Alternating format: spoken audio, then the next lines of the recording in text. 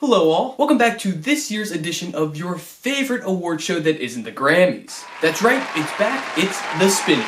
For the uninitiated, the Spinnies is my way of lightheartedly looking back upon the last year that we have had by giving out the most prestigious award in the music business, the oh-so-coveted Spinny Award, which this year takes the form of my participation trophy for 2nd grade basketball. Sorry, but we blew our entire budget this year on this horrible blazer. For this year's show, I've created some of my own categories and nominees for various areas that do not include Album of the Year or Song of the Year, as they will be covered at a later date. So let's kick things off, starting with the worst album covers of the year. All 5 of these nominees are some real stinkers. And here are the nominees. Anvil's Legal at Last, Killah Priest and Jordan River Banks' The Third Eye in Technicolor, Green Day's Father of All Motherfuckers, Sufjan Stevens' The Ascension, and Childish Gambino's 3:15:20. And the winner is Green Day's Father of All Motherfuckers. Seriously, this is the real-life version of the graphic design is my passion meme. Like, this is the lowest of low tiers. I've seen Pollock paintings that are more appealing than this trash. And while I would love to bash this unpolished turd all night, we have some other categories to get to. But this one's for you, Green Day. You truly deserve this one. What better way to forget that abomination than by selecting this year's best album cover? Here are the nominations. Run the Jewels' RTJ4,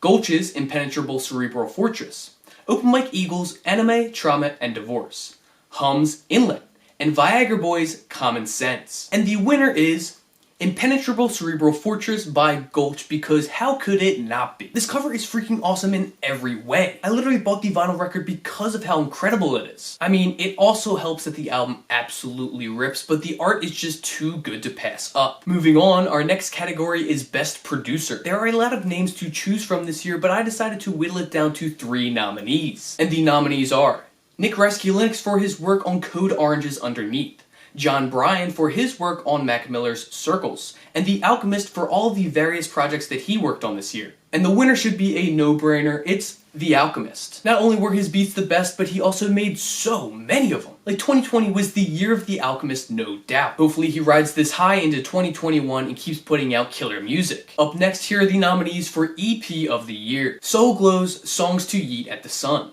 They Hate Change's 666 Central Avenue, JPEG Mafia's EP, Viagra Boys' Common Sense, and Ed Balloon's I Hate It Here. And the Spinny goes to, drumroll please, They Hate Change with 666 Central Avenue. While there were some great EPs that dropped this year, none of them came close to the sheer genius that is 666 Central Avenue. They Hate Change have been on my radar for a long time, and with this release, it seals the deal in my mind that at some point soon they will change the face of hip-hop. Until then, we are blessed with this amazing EP. And the final category for this year's events is Best Artist. Now, you might be asking yourself, why didn't he come up with more categories? Surely Best Music Video, Best Newcomer, and Worst Album of the Year should all be categories, right?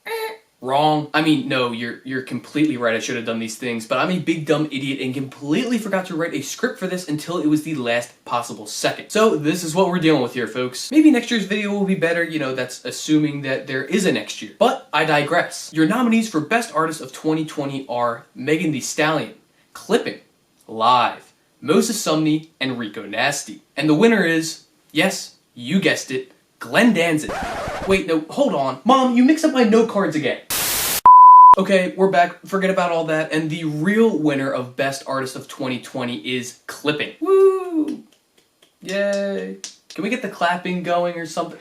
Yeah, that's it. That's it. Objectively speaking, the stuff that Clipping has put out this year is some top-notch stuff. From Chapter 319, the TikTok famous, or so I'm told, protest song, to Visions of Bodies Being Burned, one of the most ambitious and mind-blowing projects this year, Clipping have made 2020 at least somewhat bearable. And with that, our presentation of the 2020 Spinnies has come to a close. I wish I had a sponsor or an ad read to do right now, because that would probably make me look more professional, but I don't, because this is a middling, mediocre YouTube channel at best, and nobody in their right mind would waste a dime on this shit. But thank you for tuning into this program full of half-assed jokes and my really cool looking shirt. I mean, I look like I got lost in the preppier version of Jimmy Buffett's Margaritaville. Oh wait, that's just Myrtle Beach on spring break.